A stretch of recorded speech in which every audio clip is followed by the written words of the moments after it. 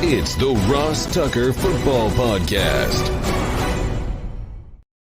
Oh, yeah, it is. But it's not just any Ross Tucker Football Podcast. It is a teaching tutorial Thursday presented, of course, by DraftKings. Classes in session with a guy that wears many hats as it relates to my life. Former opponent, former teammate, current business partner and colleague, and longtime close friend, Jasen Esposito, to talk about something I think is very important this time of year, and that is the practice squad in the NFL, other leagues. We'll talk with Emery Hunt about the USFL and the XFL on the College Draft Podcast sometime in early July. Why not talk to somebody that actually did both? Did NFL Europe, did practice squad, talk about what they're both like, maybe a little practice squad 101, and discuss the dichotomy between the two as well. You can check me out on social media at Ross Tucker NFL, at Ross Tucker Pod. I will tell you, I should say, about the winners a little bit later. Speaking of winners, by the way, hopefully you guys follow me on social media. Did you see what Steven Soraka got me? I'll have it next week for people that watch the show on YouTube, youtube.com/Ross Tucker NFL. He got me this awesome custom-made Oxford pennant that said, "Oh, yeah, it is." I got to figure out where in my office I put that thing up, but that was awesome. Steven, you are the man, as is Jasen Esposito. It's Big Show time. The Big Show.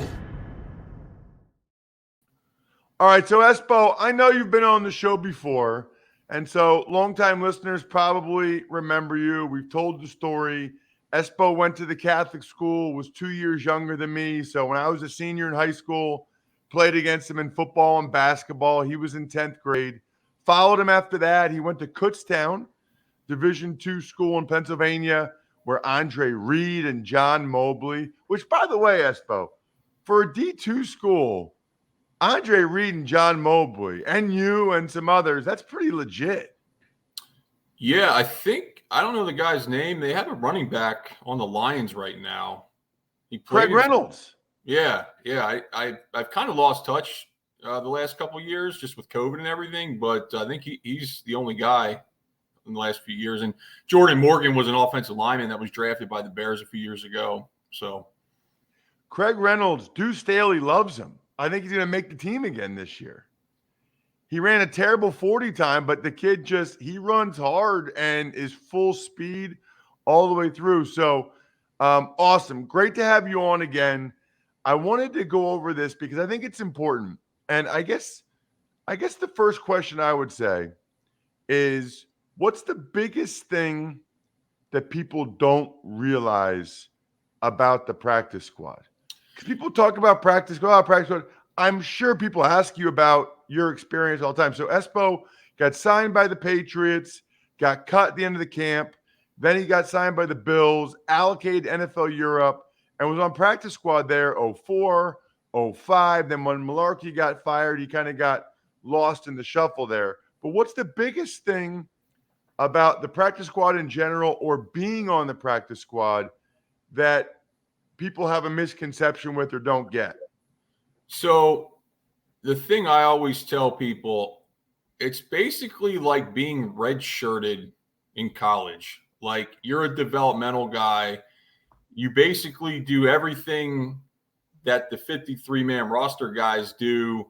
It's not like there's not 11 guys on offense on the practice squad that practice against the defense and 11 guys on defense against the offense. I think that's what most people think it is. Like, they don't really understand, like, it's very difficult to make a practice squad, and it's basically just you're the next man up if couple injuries and you could be in there just kind of pushed into the lineup that Sunday potentially.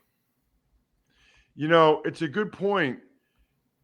If you were on an NFL team and you didn't pay attention that closely, you legitimately would not know who's practice squad and who's active roster. Like when we were in Buffalo, Espo, I am convinced if we asked some of the DBs, they wouldn't have known that Dylan McFarland, who was the 9th O lineman, they wouldn't have known that he was active roster and you were practice squad. Like there's no number you wear or different colored jersey or anything like that. And those guys aren't paying attention to see who's in the locker room on game day or not. I bet you some of those guys didn't know. Yeah, I agree totally, especially with Dylan, because he was 53 the first year, and then he was practice squad the second year for most of the year. So the running backs, the linebackers, no one knew. I mean, because there's only – I mean, really, when you're doing scout team, you have maybe 2 practice squad O linemen, and then the rest are reserve backups on the 53. So they're just, they're going against guys that are on 53-man roster and practice every day. Yeah, so I'll give an example there. 2004, 2003, I ended up starting 5 games, the last 5 games. But the first 11, I was the next guy up at center and guard. I dressed for every game. I was the 6th man. But during practice, I was the center on the scout team, the look team. And the guy next to me was a practice squad guy. So here I was, a guy that, was the 6th guy, suited up for every game, ended up starting the last 5 games. But in practice, I was next to the practice squad guy, and you didn't think any different. I think it was probably 3 of us on the active roster and 2 on practice squad made up the 5 O linemen on the look team. I mean, you only have 10, maybe 11 offensive linemen. Yeah, and I'm not sure what the rules are now. I know they've changed and things are a little different with COVID and having guys available, but it really is. And I think when back before, it used to be just 5 spots on the practice squad, which is even harder. Well, okay, so it was way harder because back then it was 5 spots. First of all, back then there was only 80 guys on the offseason roster, not 90. So now they could get an exemption for an NFL Europe guy. So it ended up being like 83, maybe 84, but there wasn't 90. That's number one. Number two, there's only 5 guys on practice squad. So 53 on the roster, 5 on practice squad. I think my last year, 07 maybe, might have been the first year there was 8 guys on practice squad. Espo, now there's 16. Did you know that? I knew it was double digits, but that's incredible. That's a big difference. Yeah, it is. 16 guys. And so 69 guys are getting paid every week, not including the IR guys. I mean, that's 11 more spots than you had to try to make it. Certainly makes it a lot, I don't want to say easier, but it's much easier to get on there. I mean, how many linemen do they? I feel like some of these teams have like 5 quarterbacks on their roster right now the last couple of years because of COVID. Yeah, because of COVID they did. Yeah, but the thing that's interesting, and I don't know if you have an opinion on this or not. They're allowed to have 4 to 6. I got to check 4 to 6 veterans on practice squad. That is a difference. You can have like JJ Watt could be on practice squad. You can have 4 to 6 guys where there's no because I after my second year, I was no longer practice squad eligible. Yeah. So the thing when we were there, you had a 2-year eligibility, and then that second year in Buffalo, when I was had a couple workouts, they added a 3rd-year practice squad eligibility. So I was just dying to get anywhere because I knew I would at least make the practice squad somewhere. And it's just so hard to even get signed by anybody in the NFL. So it's pretty interesting how all these veterans can be on the practice squad now. That would be the thing that would bother me the most about your career. You never really got cut. Like your contract expired, a new regime came in, and so you weren't re-signed there. You kind of didn't get a chance to go out swinging, if that makes sense. Yeah, I did everything I could possibly do. I flew out to Seattle for a workout, like the first weekend of training camp in 2006. Even before that, I was down in Miami for a rookie mini camp. I did everything I could do to control it. It's just, it's disappointing that I couldn't at least get into one more training camp just to see what happened. So I'm curious, as a guy that also played in NFL Europe, because this is a hot topic right now with the USFL this year, XFL next year. Do you feel like you were developed on the practice squad? Or do you feel like you developed a lot more in NFL Europe? In other words, with 16 guys on practice squads now, do you think the NFL needs a second league like they have with NFL Europe to develop? Or do you think, man, 16 guys, that's a pretty good chunk. That's a pretty good bunch of guys. And if they're all on practice squad developing like I was, maybe you don't really need a second league? Or do you think you developed a lot more in NFL Europe, or maybe not at all? So I would say I can see both sides of it. The one thing about NFL Europe is extremely difficult. So we started camp, like training camp in Tampa in February. And then we flew over. I went to Frankfurt. We flew over. It's like the end of February, early March. I didn't get back to Buffalo until mid-June. And then, because we made the World Bowl.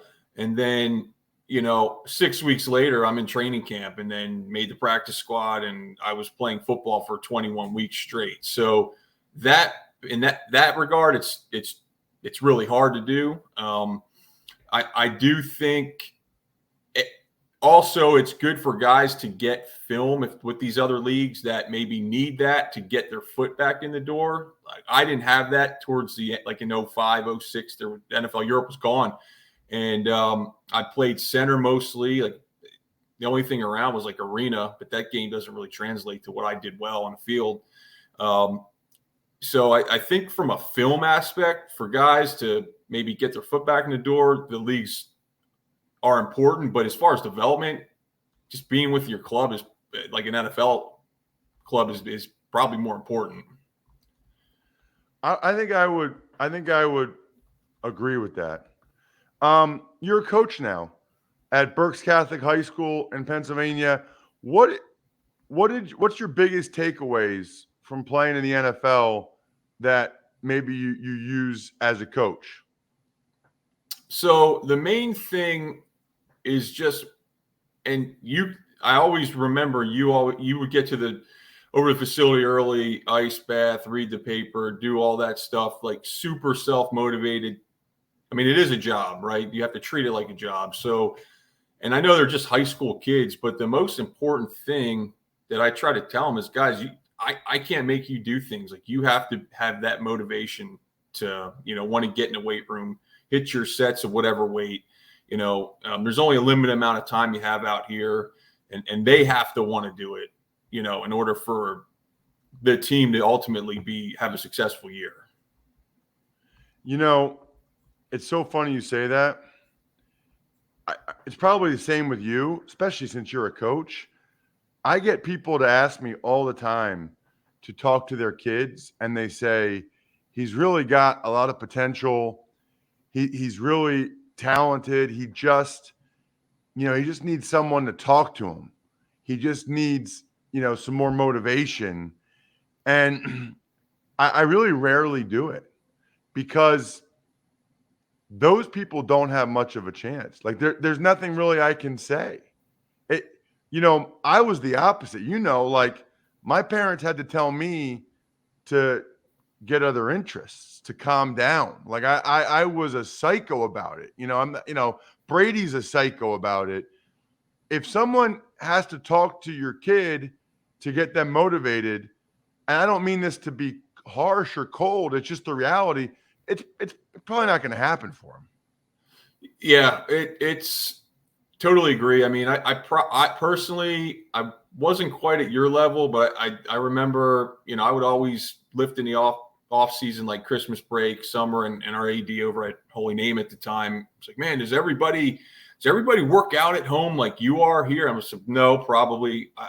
I can guarantee you they don't. So yeah, I mean, there's nothing I can do to make your son want to be a good football player, to make your son want to come lift weights. It's the most frustrating part, because you see guys at that level, if they just did this 2 times a week during track, or they would be such a better athlete, such a better person. It's so frustrating because I don't want to say wasted talent, but because they're just kids, but it's just, you see that, man, and it just really gets you. I get super frustrated with it. So I feel like I would love to coach, and you know how often I tell you I'm jealous of you getting that opportunity on Friday night and having your group of guys, but I think I would have a really difficult time with that. I just wouldn't understand that or be able to tolerate that.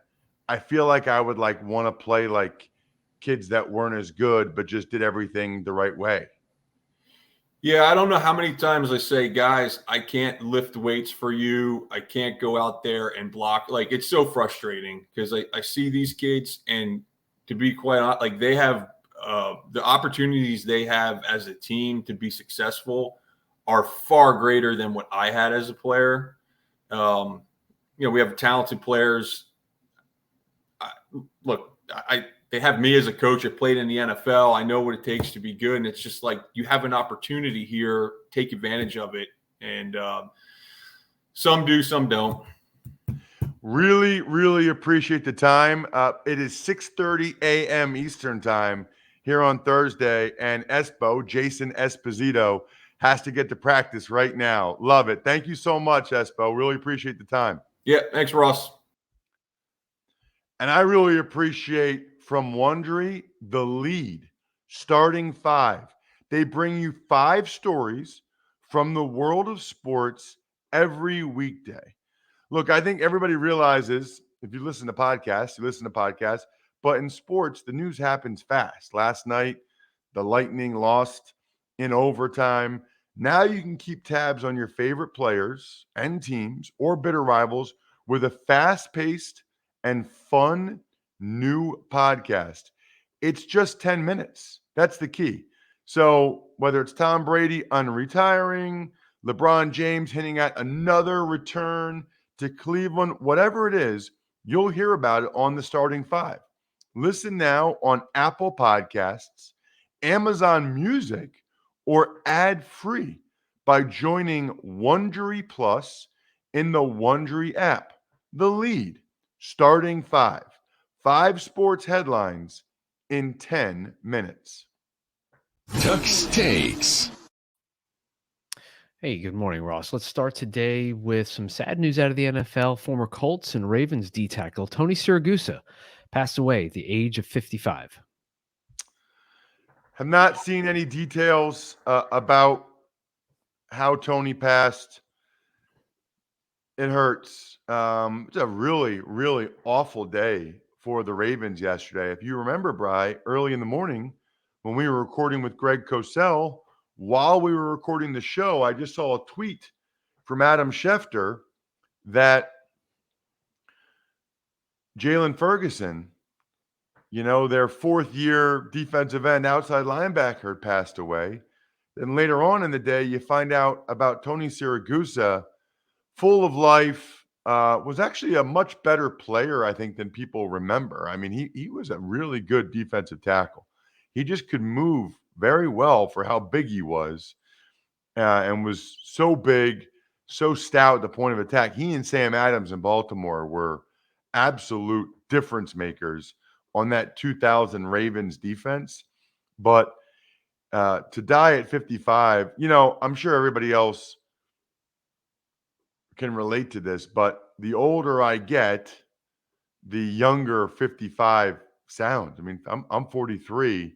55 seems way, way too young. I haven't even had a chance to read about,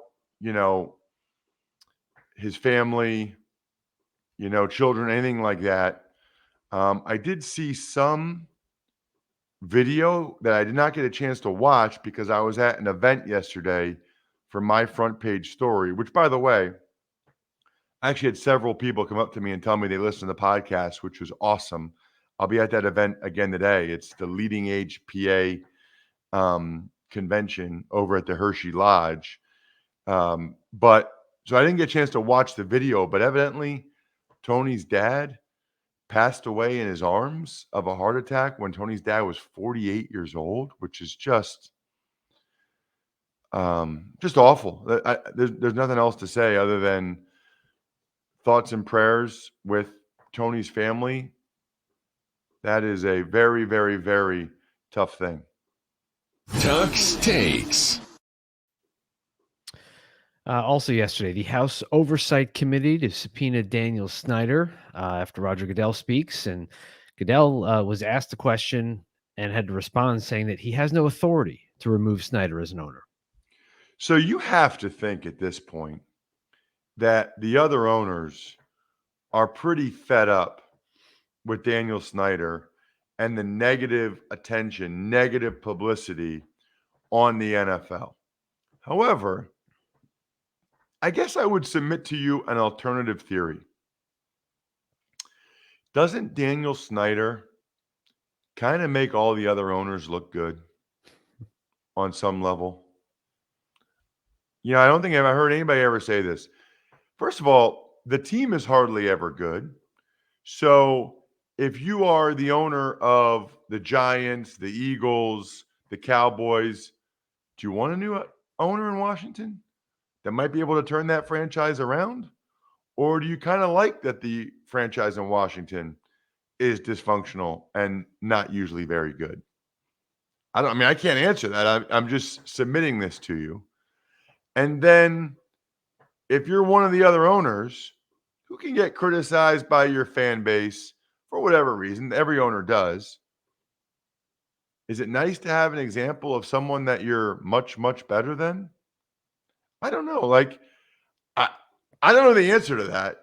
But I guess my question is, other than some negative publicity, although we know like how Jerry Jones feels, which is that any publicity is good publicity, is it really that bad? Is it really that bad for the league in general or the other owners if the Washington franchise looks like a train wreck and people criticize Daniel Snyder all the time in the Washington franchise? I don't know. I don't really see how it's that bad for the other owners. That's the thing. And I think the other owners don't really want to set the precedent of getting rid of an owner, because what if they want to try to get rid of them some point? And Goodell's right. He doesn't have the authority. It needs to be a vote of 24 of the 32 NFL owners. That's a lot, man. 3/4 of those guys, that's a lot. And I would say probably unlikely, just like I think it's unlikely that Daniel Snyder will actually testify in front of the House Oversight Committee. I think his lawyers will fight the subpoena for years if they have to, because that's what people like him do. Tuck's Takes. The New England Patriots are bringing back their throwback uniforms for a game this season. Awesome. It's funny. Damashek wasn't on that long ago, and he said he thinks they should have gone back to the Pat Patriot right after Brady left as a good way to sort of turn the page and leave those uniforms back with the Brady era, which I agree with. I'd love to see Mac Jones go back to those 80s Patriots uniforms and move on from the uniforms the Patriots have worn, the last 25 years or whatever. I think that'd be fantastic. I love it. I'm a throwback guy in general. I like throwbacks for the most part. I like color rush. I kind of like a change up every once in a while. There's a lot of games. I like having a change up. Tuck's Takes. And finally, Rams All-Pro cornerback Jalen Ramsey, shoulder surgery. So anytime a guy has shoulder surgery this time of year, I know what you're thinking. Why now? What is he waiting for? I don't get it. And what I would tell you is he probably was hoping to avoid it, probably was hoping that it would get better, and that with rehab, he could get to the point where he didn't have to have it operated on, And maybe he identified in the spring that just wasn't going to be realistic. That wasn't going to happen. And he needed to get it fixed, which is what he did. Speaking of what people do, what I do, I go to the Express. Now, I do it online because it's so easy to get their statement shirts in bright colors. I'll be wearing one of those this weekend, by the way. I definitely will be wearing their bathing suit Saturday, one of the bathing suits from Express. Their polos. Look, everybody needs to refresh your clothing in the summer, right? You look back and you're like, I don't love what I have. The Express is all over it, man. They even have those lightweight linen, breathable cotton fabrics for suits. They've got all kinds of different colorful denim, which is awesome. Find something for every destination at Express, online or in store. Let's do an email, Brian. Ever wanted to ask an NFL player a question? Well, here's your chance. It's time to Ask Ross. So, by the way, I realized I totally forgot to pick winners this week. So, I got a lot going this week. So does Bri. So we'll pick winners over the weekend, and we'll give you the winners on Monday. Looking forward to that very much. Email address is ross@rosstucker.com. So you still have a chance to be the YouTube subscriber winner, the sponsor confirmation email winner, and the spread the word winner. What do you got, Brian? We all know the Pro Bowl is a terrible game, and with the talk of changes like a 7v7 flag game or even a skills competition, let's talk about location of the game. The Pro Bowl game, or whatever it is, should be played in a city that is nearest the Super Bowl without an NFL team. For example, let's have the Super Bowl in Phoenix. Well, then we'll put the Pro Bowl in Tucson. Your thoughts? That's from Chris Gregor. I think that's a cool idea, Chris. I like that. You know, I guess I wonder if some of these second cities have everything that they need to be able to put on a game like that. But I think that's a pretty good idea, which is like it's close enough that people can go right from the Pro Bowl to the Super Bowl if they're working both. Or like the Pro Bowl players, a lot of times they go to the Super Bowl for Radio Row, Media Day. I think it's a good idea to have them out there near where they're going to be, but not right there, so that another city in the area gets a little bit of the shine. Not a bad thought at all, Chris. I like it. Keep the emails coming. ross@rosstucker.com.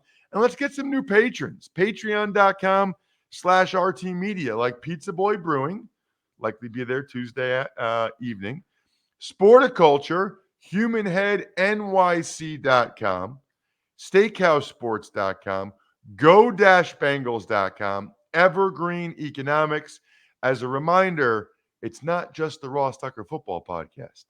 Friday, Saturday, Sunday, before we get to the new episode Monday morning, you can listen to Andrew Brandt's Business of Sports, the College Draft, Even Money, Fantasy Feast. They are all football shows that I'm on, with the exception of Business of Sports, that you will enjoy. I think we're done here. Have a great weekend, everybody. Thanks for listening to the Ross Tucker Football Podcast. Make sure to also subscribe to the Fantasy Feast, Even Money, Business of Sports, and College Draft. All available at Apple Podcasts, rosstucker.com, or wherever podcasts can be found.